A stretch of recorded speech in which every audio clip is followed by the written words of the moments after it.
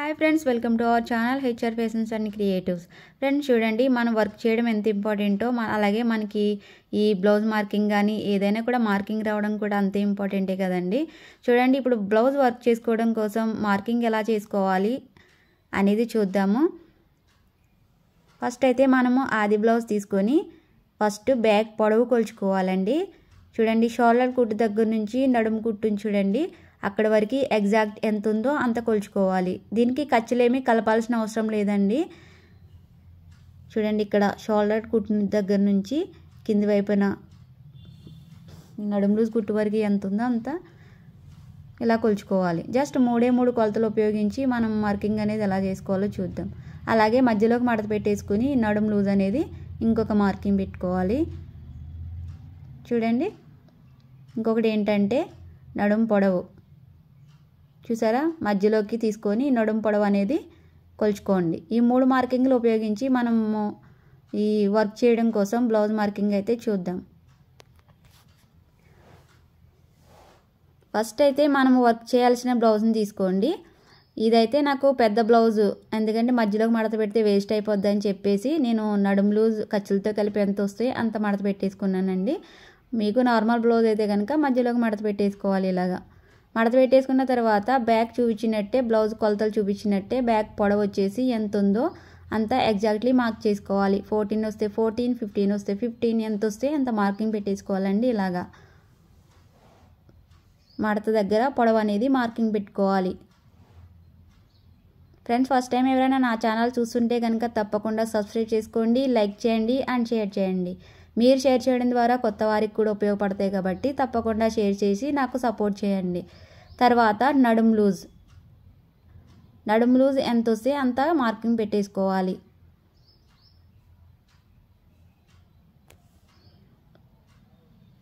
తర్వాత షోల్డర్ దగ్గర ఎవరికైనా కూడా 5.5 ఇంచులు అయితే సరిపోతుందండి. 5.5 ఇంచుల దగ్గర ఇలా మార్కింగ్ పెట్టేసుకోండి. ఒకవేళ బాగా లావుగుంటే కనుక 6 ఇంచులు మార్క్ చేసుకోవచ్చు.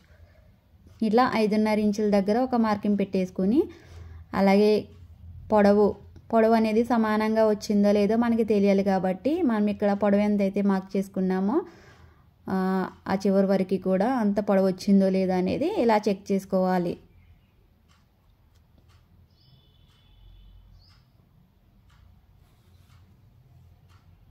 తర్వాత ఒక లైన్ డ్రా చేసేసుకోవాలి షోల్డర్ దగ్గర.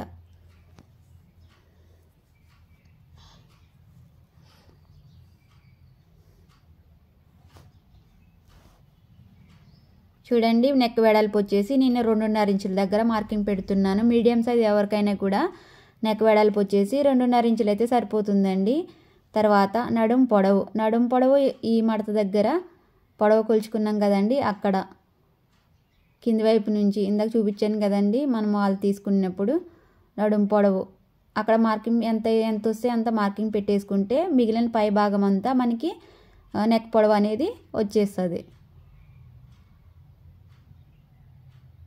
ఇలాగ మనకి డీప్ని బట్టి ఇక్కడ పెంచుకోవాలి. ఈ కింది వైపున నేను పైన 2.5 పెట్టాను, ఒక 1/2 ఇంచ్ యాడ్ చేసుకొని ఈ కింది వైపున 3 ఇంచుల దగ్గర మార్క్ చేస్తున్నానండి. మీకు ఎంత డీప్ అయితే కావాలో అంత ఒక 1/2 ఇంచ్ కానీ 1/2 ఇంచ్ కానీ యాడ్ చేసుకుని మార్క్ చేసుకోవాలి. చూడండి, ఈ నెక్ పొడవుని మనం ఒక బాక్స్ లాగా డ్రా చేసుకోవాలి. చాలా అంటే చాలా ఈజీ అండి మార్కింగ్. తప్పకుండా ట్రై చేయండి. ఏదైనా కూడా ఖాళీగా ఉన్నప్పుడు చిన్న ఇలా డిజైన్స్ వేసేసుకుంటే సరిపోద్ది. ఇప్పుడు చూడండి, ఆర్మ్ రౌండ్ అనేది మార్క్ చేస్తున్నాను. మార్క్ చేసినా చేయకపోయినా ఏం పర్లేదండి. కాకపోతే మనకి డిజైన్ ఎంత ప్లేస్లో వేయాలో మనకి ఒక ఐడియా కోసం అయితే ఇలా మార్క్ చేసుకుంటే బాగుంటుంది. 5.5 ఇంచ్ దగ్గర అయితే నేను ఈ ఆర్మ్ రౌండ్ అనేది చంక రౌండ్ అనేది మార్క్ చేస్తున్నాను.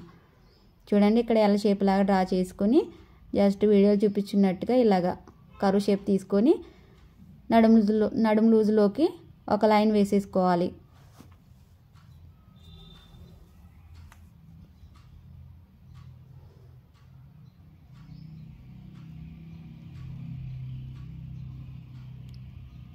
చూడండి, ఈ ప్లేస్లోనే మనకి ఏ నెక్ అయినా కూడా నెక్ షేప్ అనేది ఈ ప్లేస్లో డ్రా చేసుకోవాలి. నేనైతే చాలా షేప్లు అయితే ట్రై చేశాను. చూడండి, మీకు అన్నీ చూపిస్తున్నాను నార్మల్గానే. అంటే మనకి వర్క్ వస్తే కనుక ఎలాంటి షేప్ వేసుకున్నా కూడా బాగా వేసుకోవచ్చు అనేది నా ఉద్దేశం. ఒక 3-4 అయితే ట్రై చేశానండి. చూడండి లాస్ట్కి వచ్చేసి పాట్ షేప్ వేయాలని డిసైడ్ చేశాను. పాట్ షేప్ కోసం చూడండి పైనుండి 3.5 ఇంచుల దగ్గర ఒక మార్కింగ్ పెట్టుకోవాలి. లోపల వైపుకి 1 ఇంచ్ దగ్గర ఒక మార్కింగ్ పెట్టుకోవాలి. తర్వాత వీడియోలో చూపిస్తున్నట్టుగా పాట్ షేప్ లాగా డ్రా చేసుకోవాలి.